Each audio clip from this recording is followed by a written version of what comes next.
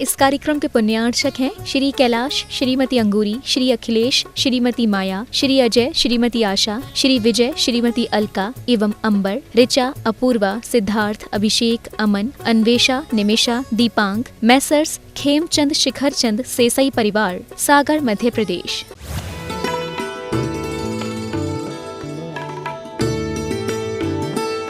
ये भ्रम है सपन जी कुछ लोगों का कि मात्र सम्यक्त यानी श्रद्धा का विषय है, भीतर पहचानने का, प्रतीति का विषय है, उसके साथ साथ ये सम्यक्त की क्रिया है।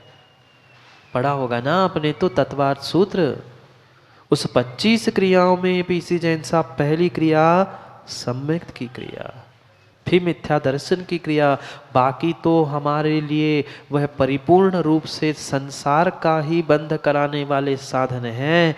ये सम्यक्त की क्रिया है जो कल्याण का मार्ग दिखाने वाली है।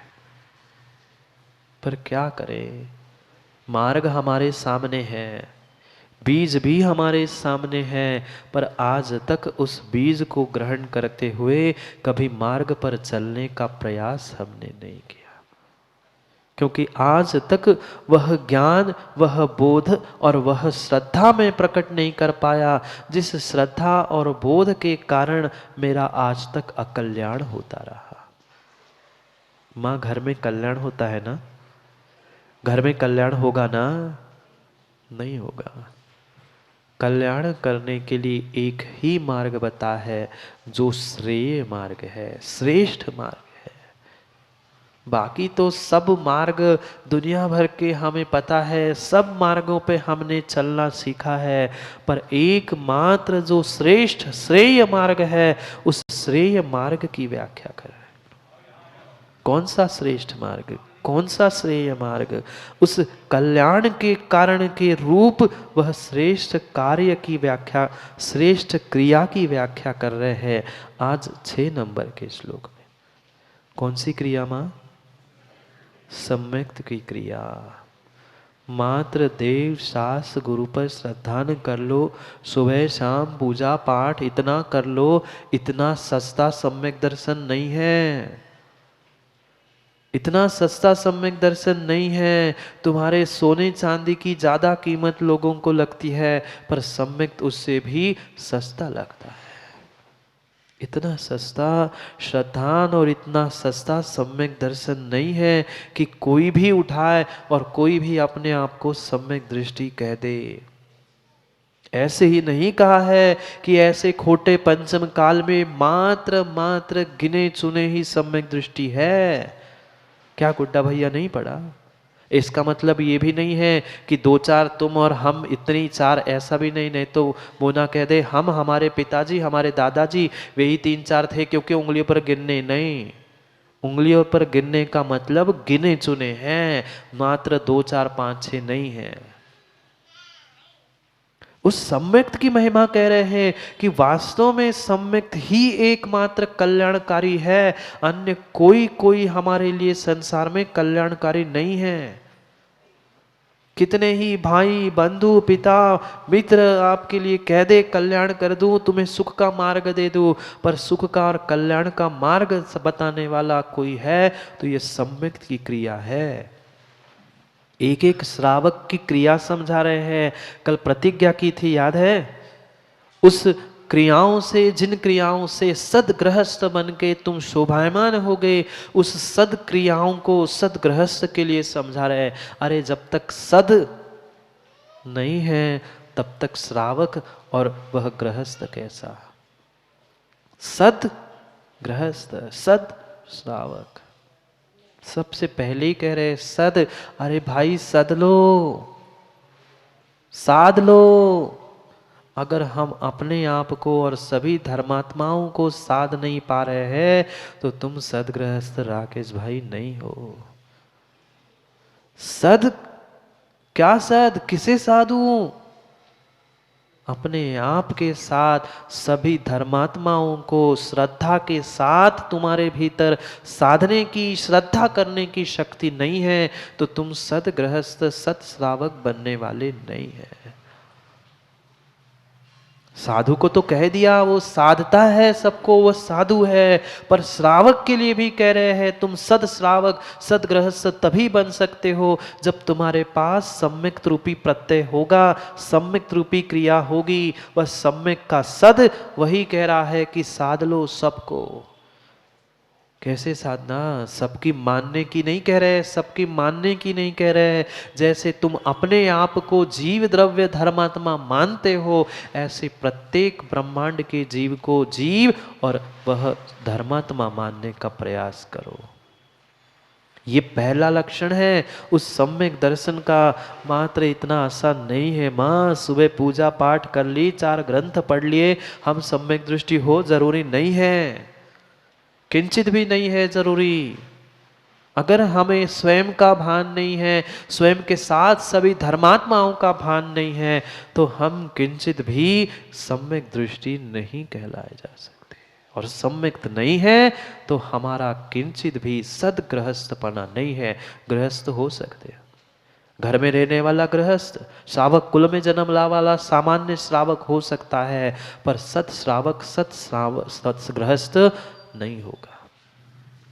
उस प्रत्यय की महिमा बता रहे हैं कि जो सम्यक्त है वह सम्यक्त कितना कितना कल्याण का कारण है। क्रिया भी आवश्यक है, वह विवेक भी आवश्यक है, पर सबसे पहला कोई है तो उसका नाम है श्रद्धा। जैसा हम अपने आप को धर्मात्मा जीव मानते हैं, हम पे तो श्रद्धा है, विश्वास है कि मैं सच्चे देव शास्त्र गुरु का भक्त हूँ, मुझे अपने आप पर श्रद्धान है, ऐसे ही हमें दूसरे पर भी श्रद्धान होना आवश्यक है कि ये भी जीव द्रव्य है। यही तो कमी है। व्यक्ति अपने आप को तो श्रद्धावान मानता है, अपने आप पर तो विश्वास करता है, पर दूसरे पर नहीं करता। अगर दूसरे को हम धर्मात्मा नहीं मान रहे हैं, दूसरे पर धर्मात्मा पने का हम विश्वास श्रद्धा नहीं कर रहे हैं, तो मात्र माँ सच्चे देव शास्त्र गुरु को भी लाख मान लेना वह कार्यकारी नहीं है। कल्याणकारी कार्यकारी अगर कोई है तो ये बीज है सम्यक का, बीजा भावे तरोरिव। रत्नकरण श्रावकाचार में तो पढ़ा ना, बीज के अभाव में न वृद्धि है, न फल है, न वृक्ष है, ये सम्यक्त ही बीज है। वो तो पढ़ लिया सब कुछ, विद्यावृत्ति संभूति स्थिति वृद्धि सब पढ़ लिया। अरे जब तक बीज को प्राप्त नहीं करोगे तब तक कहाँ से पेड़, कहाँ से फल, कहाँ से बीज, कहाँ से बोरे, कुछ भी मिलने वाला नहीं। बीज के अभाव में वृक्ष नहीं है, ऐसे सम्यक के अभाव में कल्याण नहीं है। पहला पहला पहला कारण कोई कल्याण का है तो उसका नाम है सम्यक, सम्यक दर्शन। कितना कितना महान सम्यक दर्शन है। इस संसार में अगर सभी वस्तु श्रेष्ठ में श्रेष्ठ कोई वस्तु है, श्रेय में भी कोई श्रेय वस्तु है, तो उसका नाम सम्यक दर्शन है। व्यक्ति ने मुकेश भाई धन संपत्ति मकान नाम शौहरत इन सबको श्रेष्ठ मानना स्वीकार किया। व्यक्ति अपने आप को उससे महान मानता है, इससे बड़ा मानता है कि मैंने इतना कमा लिया, मैंने इतने पैसे जोड़ लिए, मुझे इतना मान सम्मान मिलता है, इतने मात्र से तुम श्रेष्ठ नहीं हो। ये कल्याण का मार्ग नहीं है, ये तो नियम से कहाँ का स्वतंत्र। ये जितना जोड़ोगे उतना नीचे ही जाओगे। ये कल्याण का नहीं अधोगति का मार्ग है, कल्याण का मार्ग ये है सम्यक। कोई धन संपत्ति पुद्गल के टुकड़े इकट्ठे कर लेना किंचित भी श्रेष्ठ नहीं है। माँ यही समझती है कि चांदी के बर्तन में मैं पूजा करूंगा तो श्रेष्ठ कहलाऊंगा, नहीं है। सोना चांदी हीरे जवाहरात इकट्ठे कर लेना माँ वह कल्याण का मार्ग देने वाला नहीं है, वह कल्याणकारी नहीं है, वह तो नरक निगोद की ही यात्रा कराने वाला है। घर में नहीं है ना आप लोगों के सोना चांदी? सोच लेना, कम से कम रोज उन सोना चांदी आदि सबको देख के ये तो निर्णय कर लो, इससे काम बनने वाला है नहीं है। ये पुद्गल के टुकड़े यही कमाए हैं और यही छोड़ के जाने वाले हो, ये कोई भी साथ ले जाने वाला नहीं है। कौन ले जाएगा? कौन ले जाएगा? कोई नहीं। गुड्डा भैया ले जाओगे? क्या कोई करोड़पति की आज तक आपने सुना? बहुत सारे करोड़पति दिख रहे होंगे, मिलते होंगे, क्या आज तक किसी करोड़पति की चिता को संजीव भाई ये सुना कि नोटों की गड्डी पे आग लगाई? मृत्यु के बाद किसी ऐसे करोड़पति, अरबपति, खरबपति के बारे में मोना सुना कि उनको नोटा के गड्डियों पे रख के आग लगाई? नहीं। कितना भी अरब खरबपति भी क्यों ना हो, उसके लिए लकड़ियां ही चाहिए। भले चंदन की लो, पर है तो लकड़ी। करोड़पति भी कभी नोटों की गड्डी पे नहीं जलाया जाता। किस काम के पैसे? किस काम के पैसे? किस काम के पैसे? तुम धन धन धन करते करते अपने परिणामों को ऋण ऋण ऋण कर रहे हो। धन और ऋण जानते हैं ना? धन धन धन करते हुए हम अपने शुभ परिणामों को ऋण ऋण नेगेटिव नेगेटिव नेगेटिव कर रहे हैं, इसलिए जीवन हमारा नेगेटिव नेगेटिव हो रहा है। आवश्यकताओं के लिए हो, दिखाने के लिए नहीं। व्यक्ति नहीं समझ रहा है, उससे कल्याण का मार्ग, उससे अपने आप को बड़ा मान रहा है।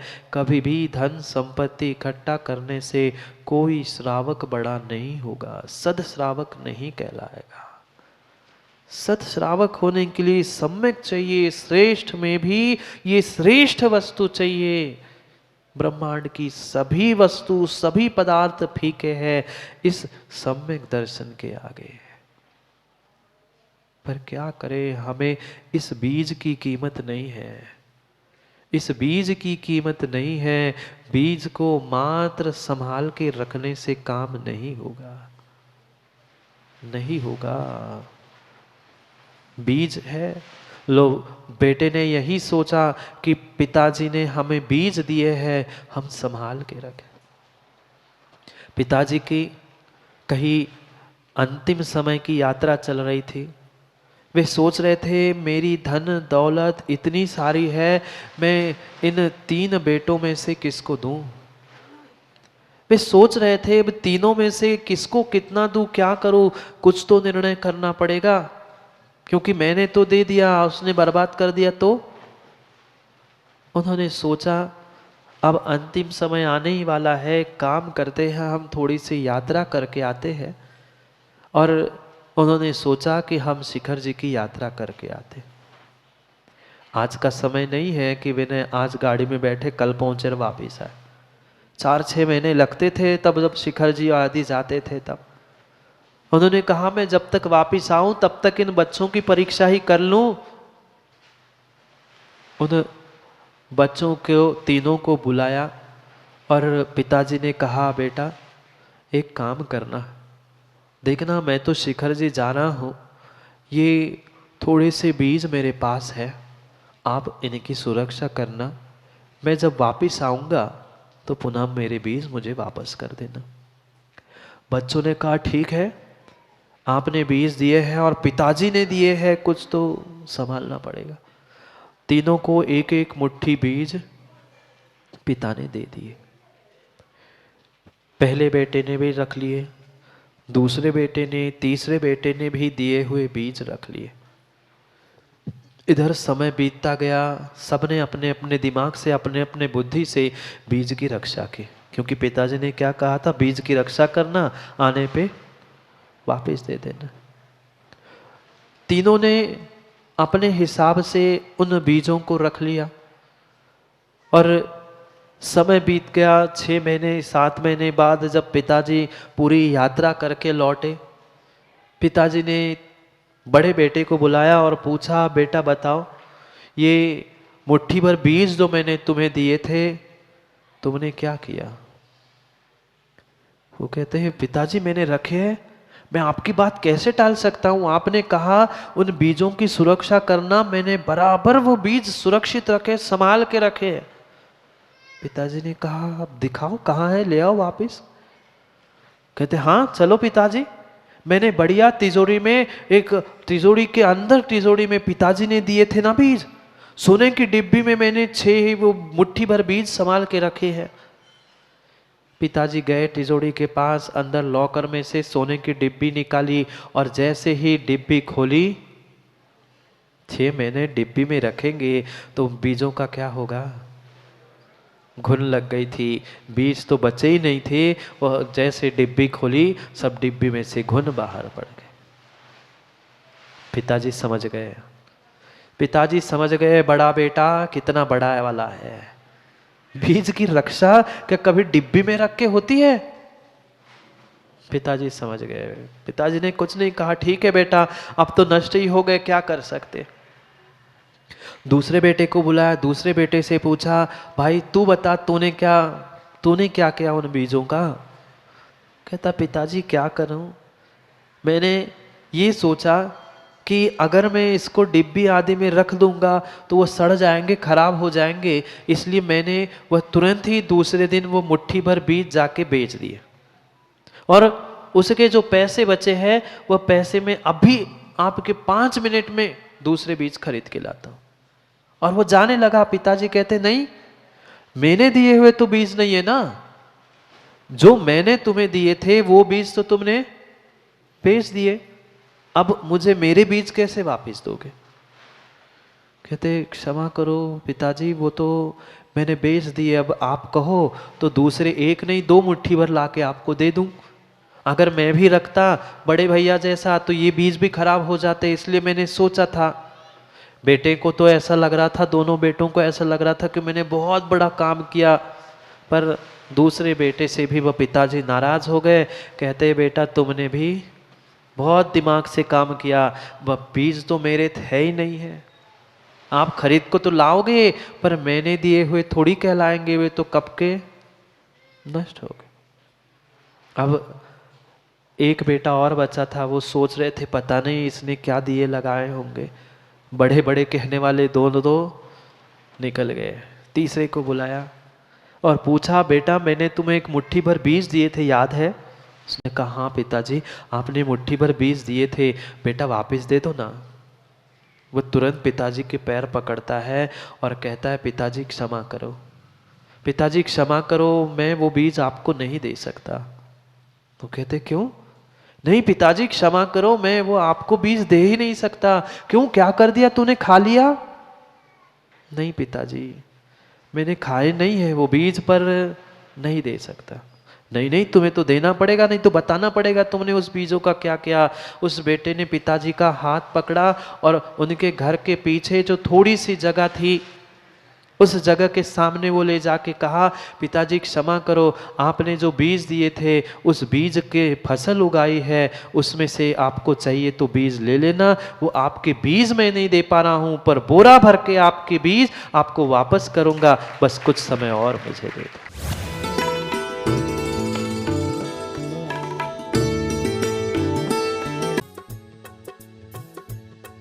इस कार्यक्रम के पुण्यार्चक थे श्री कैलाश, श्रीमती अंगूरी, श्री अखिलेश, श्रीमती माया, श्री अजय, श्रीमती आशा, श्री विजय, श्रीमती अलका एवं अंबर, ऋचा, अपूर्वा, सिद्धार्थ, अभिषेक, अमन, अन्वेषा, निमिषा, दीपांग, मैसर्स खेमचंद शिखरचंद सेसई परिवार, सागर, मध्य प्रदेश।